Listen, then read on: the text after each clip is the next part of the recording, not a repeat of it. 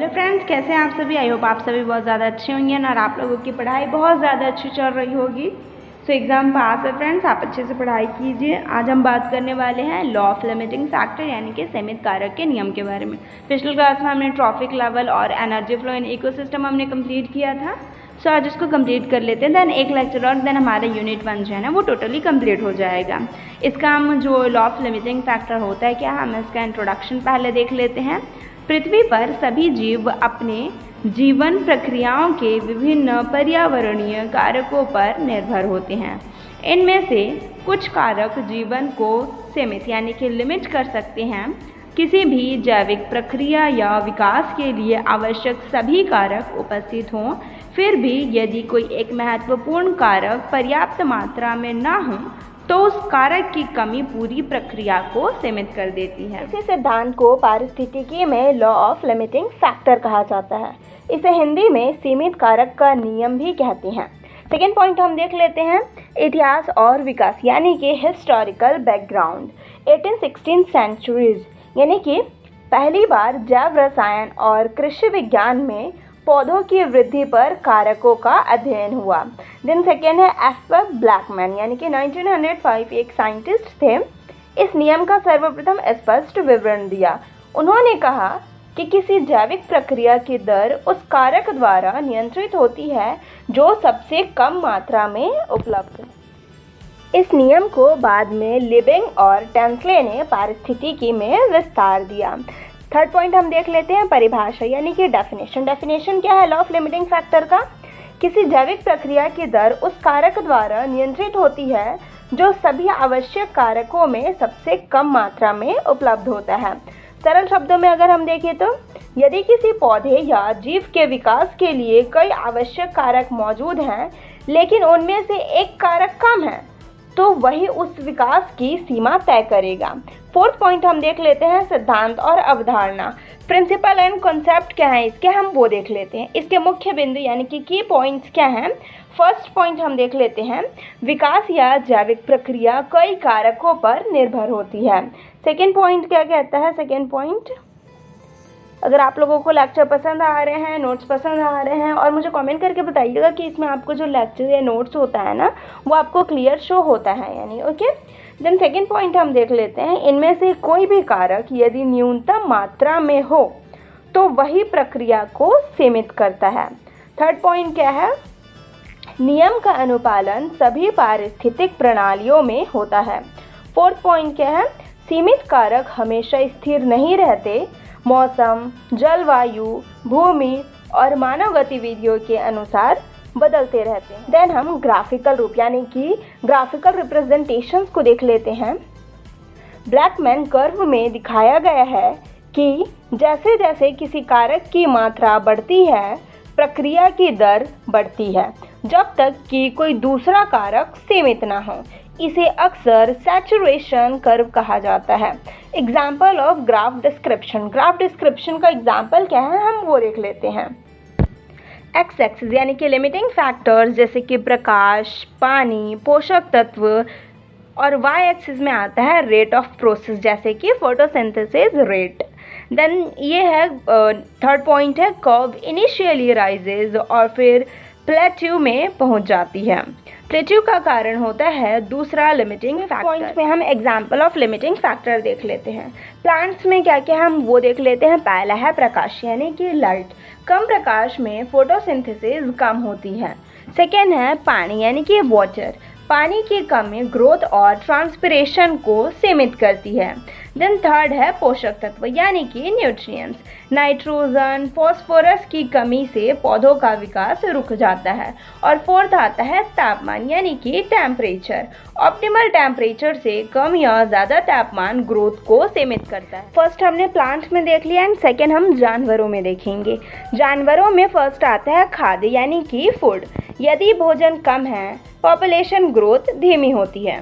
Second में आता है स्थान यानी कि स्पेस, सीमित स्थान से कंपटीशन बढ़ती है। थर्ड में आता है पानी यानी कि वाटर, उपलब्धता की कमी जीवों को प्रभावित करती है। और फोर्थ में आता है प्राकृतिक दुश्मन यानी कि प्रीडेटर्स, प्रीडेटर्स की संख्या पॉपुलेशन को नियंत्रित करती है।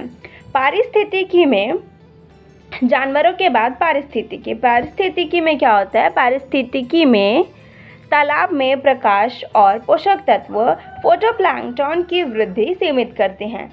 जंगल में नाइट्रोजन या फास्फोरस की कमी पौधों की बायोमास को लिमिट करती है। पॉइंट हम लिमिटिंग फैक्टर्स के प्रकार देख लेते हैं, यानी कि types of limiting factor. Limiting factors को सामान्यतः 2 श्रेणियों में बांटा जा सकता है। भौतिक कारक, पहला है भौतिक कारक यानी कि फिजिकल फैक्टर्स, ठीक है। इसमें आते हैं तापमान यानी कि टेम्परेचर्स, प्रकाश यानी कि लाइट, जल यानी कि वाटर और वायु गैसेस यानी कि एयर एंड गैसेस। उसके बाद आता है स्थलाकृति कारक यानी कि टोपोग्राफी। देन भौतिक कारक के बाद आता है रासायनिक कारक यानी कि केमिकल फैक्टर्स। पोषक तत्व यानी कि न्यूट्रिएंट्स यानी कि नाइट्रोजन, फास्फोरस, पोटेशियम, ये सारे आते हैं। और यह है फिर पीएच का स्तर और CO2 की उपलब्धता एंड ऑक्सीजन यानी कि O2। अब है जैविक कारक यानी कि बायोटिक फैक्टर्स। इसमें आते हैं competition, predation, parasitism and disease. Then 7th point हम देख लेते हैं लॉ ऑफ लिमिटिंग फैक्टर्स के महत्व यानी कि importance of law of limiting factors, ठीक है। इसमें फर्स्ट आते हैं एग्रीकल्चर में, यानी कि फर्टिलाइजर्स और इरिगेशंस के माध्यम से ग्रोथ को ऑप्टिमाइज किया जा सकता है। देन सेकेंड आते हैं फॉरेस्ट्री में। फॉरेस्ट्री में कैसे? जंगल की बायोमास बढ़ाने के लिए लिमिटिंग फैक्टर को नियंत्रित किया जाता है। देन थर्ड आता है पॉपुलेशन इकोलॉजी में, यानी कि पॉपुलेशन डेंसिटी और डिस्ट्रीब्यूशन का अध्ययन किया जा सकता है। उसके बाद आता है एक्वेटिक इकोसिस्टम में, यानी कि फाइटोप्लैंक्टन ग्रोथ और फिश प्रोडक्शन को नियंत्रित किया जा सकता है। देन 8th हम देख लेते हैं लिमिटिंग फैक्टर का ग्राफिक एग्जाम्पल, यानी कि graphic examples of limiting factor, जिसमें photosynthesis rate versus light intensity आता है। कम लाइट यानी कि रेट कम, लाइट बढ़ाने पर रेट बढ़ता है। फ्रेंड्स, वीडियो को स्किप बिल्कुल भी मत कीजिएगा, क्योंकि आगे हम बहुत इंपॉर्टेंट टॉपिक को पढ़ने वाले हैं। और कमेंट में मुझे बताइएगा आपको मेरे हैंड रिटन नोट्स कैसे लगते हैं, और आप खुद भी अपने हैंड से इस तरीके से प्रॉपर नोट्स बनाइएगा। पूरा NAP सिलेबस बेस्ड नोट्स बना हुआ है, बहुत ही अमेजिंग नोट्स हैं। सैचुरेशन पॉइंट यानी कि फोटोसिंथेसिस प्लेट्यू में पहुंचती है, अब लिमिटिंग फैक्टर CO2 या टेम्परेचर बन जाता है। एक्सप्लेनेशन, यह दिखाता है कि किसी भी प्रक्रिया में एक ही कारक यानी कि ग्रोथ को सीमित करता है। 9 पॉइंट हम देख लेते हैं लिमिटिंग फैक्टर्स और इकोलॉजी का संबंध। फर्स्ट आता है पॉपुलेशन कंट्रोल, यानी कि किसी लिमिटिंग फैक्टर की कमी पॉपुलेशन डेंसिटी को नियंत्रित करती है।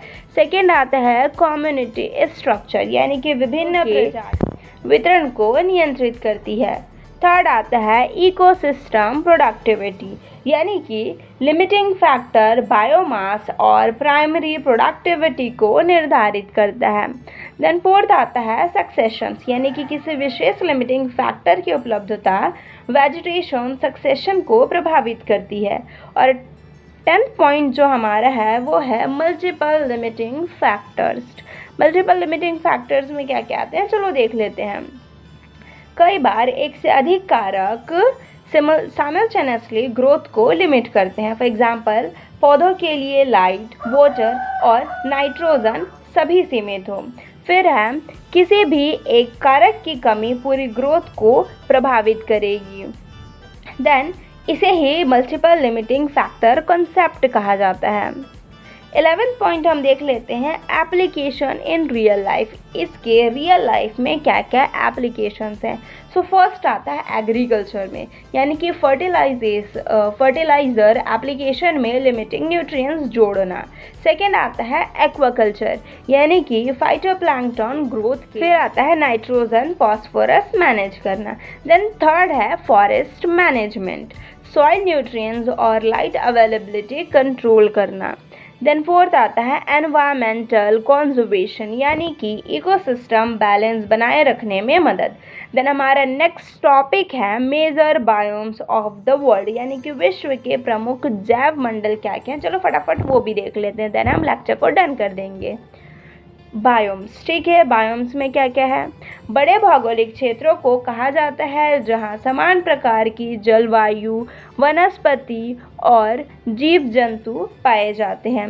विश्व में मुख्य रूप से 8 प्रमुख बायोम्स पाए जाते हैं। अब उस 8 प्रमुख बायोम्स के हम एक एक करके नाम और उनकी कुछ डिटेल्स भी देख लेते हैं। फर्स्ट में आता है ट्रॉपिकल रेन फॉरेस्ट यानी कि उष्णकटिबंधीय वर्षावन। इसमें स्थान यानी कि लोकेशन देख लेते हैं। अमेजन यानी कि साउथ अमेरिका, कांगो यानी कि कांगो बेसिन ये अफ्रीका में है एंड साउथ ईस्ट एशिया। उसके बाद आता है जलवायु यानी कि क्लाइमेट, वर्षा 2000 to 4000 mm पर वर्ष। टेम्परेचर जो है वो 25 to 30 डिग्री सेल्सियस मौसम है। देन वनस्पति यानी कि वेजिटेशन, घना बहुस्तरीय यानी कि मल्टी लेयर्ड और एपिफाइट्स, लाइनास, पाम्स। जैव विविधता यानी कि फौना में क्या क्या आता है देख लेते हैं। Gorilla, tiger, parrots, snakes and monkeys. विशेषता क्या क्या है इसकी? उच्च उत्पादकता और जैव विविधता। फ्रेंड्स वीडियो को स्किप बिल्कुल भी मत कीजिएगा क्योंकि ये जानना आप लोगों के लिए बहुत ज़्यादा ज़रूरी है। सेकेंड में आता है ट्रॉपिकल डिसिडियस फॉरेस्ट यानी कि उष्णकटिबंधीय पर्णपाती वन।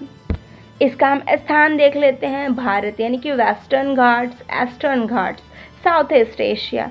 जलवायु क्या है? वर्षा यानी कि 1000 to 2000 mm पर वर्ष। गर्मी अधिक होती है, सर्दियाँ में शुष्क होती हैं। वनस्पति में आता है टीक, साल, बम्बू। जैव विविधता में एलिफेंट्स, टाइगर्स, डियर और बर्ड्स। विशेषता क्या क्या है इसकी? वर्षा ऋतु में हरे और शुष्क ऋतु में पत्तियां झड़ती यानी कि वर्षा ऋतु में हरे और शुष्क ऋतु में जो पत्तियां होती है ना वो झड़ने लगती है और वर्षा ऋतु में पत्ते हरे होते हैं। देन थर्ड है टेम्परेट फॉरेस्ट यानी कि सुमित्रीय वन। स्थान है उत्तर अमेरिका, यूरोप, जापान और चीन। जलवायु यानी कि वर्षा 750 to 1500 mm पर वर्ष। टेम्परेचर -30 डिग्री सेल्सियस से 30 डिग्री सेल्सियस तक होता है। वनस्पति में ओक आएगा, मैपल आएगा और बीच। जैव विविधता में डियर, वॉल्व्स, बियर और स्क्वायरल्स। विशेषता क्या है इसकी? 4 मौसम, शीत, ग्रीष्म, वर्षा और पतझड़। उसके बाद फोर्थ पॉइंट हम देख लेते हैं। फोर्थ पॉइंट है हमारा ताइगा, बैरियल फॉरेस्ट यानी कि वॉरल फॉरेस्ट और ताइगा। स्थान है कनाडा, रूस। जलवायु देख लेते हैं हम, ठंडी और लंबी सर्दी। वर्षा 300 to 900 mm पर वर्ष। वनस्पति में आता है कॉन्फेरस ट्रीज यानी कि पाइन, स्प्रूस और फिर। जैव विविधता में आते हैं वॉल्व, बियर, लेगेनेक्स और मोल। विशेषता क्या है इसकी? विशेषता में आता है निडल शेप्ड लीव्स होते हैं एंड स्नो रेजिस्टेंस ट्रीज पाए जाते हैं। देन फिफ्थ हम देख लेते हैं डेजर्ट यानी कि मरुस्थल। इसका स्थान होता है सहारा यानी कि Africa, Arabian deserts, Rajasthan, India. जलवायु में आता है वर्षा यानी कि लेस देन 250 mm पर वर्ष। तापमान जो है दिन में बहुत अधिक और रात में कम होता है। वनस्पति में आता है कैक्टस, एकेशिया, थॉर्नी श्रब्स। जैव विविधता में देख लेते हैं कैमल्स, लिजार्ड्स, स्कॉर्पियंस और स्नैक्स। विशेषता क्या क्या है इसकी? पानी की कमी, ज़ेरोफिटिक प्लांट्स। ज़ेरोफिटिक प्लांट्स वही होते हैं जहाँ की पानी की कमी होती है, लेकिन राजस्थान में जो रेत वाले एरियाज होते हैं। एंड 6 में आता है ग्रासलैंड यानी कि मध्यम और उष्णकटिबंधीय घास के मैदान। इसमें हम स्थान देख लेते हैं नॉर्थ अमेरिका यानी कि प्रेरीज, अफ्रीका यानी कि सवेनाज, इंडिया यानी कि डिक्कन प्लेट्यू। ठीक है, जलवायु देख लेते हैं वर्षा 500 to 900 mm पर वर्ष। तापमान क्या होता है? औसत 20 to 30 डिग्री सेल्सियस। वनस्पति यानी कि tall and short grasses, few trees. जैव विविधता में लॉयंस, एलिफेंट, बिसॉन्स और एंटीलोप। देन हम इसकी विशेषताएं देख लेते हैं। विशेषताएं में क्या आता है? Fire resistance, grasses, seasonal growth. 7th point हमारा आता है टुंड्रा। टुंड्रा यानी कि स्थान यानी कि Arctic circle, Antarctica, northern Canada और साइबेरिया। जलवायु क्या है? जलवायु यानी कि अत्यधिक ठंडी, लंबे समय तक बर्फ और फिर वर्षा यानी कि 250 to 500 mm पर वर्ष। वनस्पति देख लेते हैं, मॉसेस यानी कि लाइकेंस, मॉसेस अलग होते हैं और लाइकेंस डिफरेंट होते हैं। Small shrubs. देन जैव विविधता में आता है पोलर बियर्स, आर्कटिक फॉग्स, कैरिबियो और सील्स। विशेषताएं क्या क्या हैं? परमाफॉरेस्ट और वेजिटेशन वेरी लो होती है। उसके बाद हम 8 पॉइंट देख लेते हैं। हमारा जो 8 पॉइंट है वो है चैपरल यानी कि मेडिटेरेनियन, भूमध्य सागरीय झाड़ी वन। ठीक है, इसका स्थान हम देख लेते हैं। स्थान में आता है मेडिटेरेनियन, कैलिफोर्निया, ऑस्ट्रेलिया और साउथ अफ्रीका। जलवायु जो है वो गर्म होती है, गर्म और शुष्क गर्मी, नम सर्दियाँ, वर्षा जो होती है वो 250 to 750 mm पर वर्ष होती है। चलो गाइस, बस जल्दी कंप्लीट होने वाला है, सो एंड तक देखो आप लोग। वनस्पति देखते हैं यानी कि shrubs, thorny bushes, evergreen trees. जैव विविधता में क्या आते हैं? Rabbits, foxes, lizards, snakes. यहाँ पे बायोग्राफी का परिचय, बायोग्राफिक जोन्स ऑफ इंडिया, प्रत्येक जोन की स्थिति, जलवायु, वनस्पति और जीव जंतु और महत्व और उपयोग। फ्रेंड्स, इसी के साथ हमारा ये वाला जो टॉपिक था वो कंप्लीट हो गया है। नेक्स्ट टॉपिक में हम यह बायोजियोग्राफिक जोन्स ऑफ इंडिया को हम देखेंगे। सो आप पीछे के सारे को फटाफट से कंप्लीट कीजिए। आई नो कि बहुत सारे के एग्ज़ाम्स आने वाले हैं और छत्तीसगढ़ के जिस भी कोने से हो आप सभी के पास आप ये अगर बीएससी 4th सेमेस्टर के लिए बहुत ज़्यादा यूज़फुल है, डीएसई जूलॉजी के लिए, तो आप सभी के पास शेयर कर दो और कमेंट करना मत भूलना, मुझे बताना कि लेक्चर कैसे लगते हैं, मेरे नोट्स आपको कैसे लगते हैं, क्योंकि फ्रेंड्स इन नोट्स को बनाने में ना बहुत ज़्यादा मेहनत लगी है। सो प्लीज़ आप कमेंट करके मुझे ज़रूर बताइएगा और सब्सक्राइब कर लीजिए अगर ऐसे ही और आगे कंटेंट आने वाले, और बहुत जल्द मैं केमिस्ट्री के भी ऐसे ही अपलोड करने वाली हूँ। सो अब मेक श्योर आप इसको सब्सक्राइब कर लो।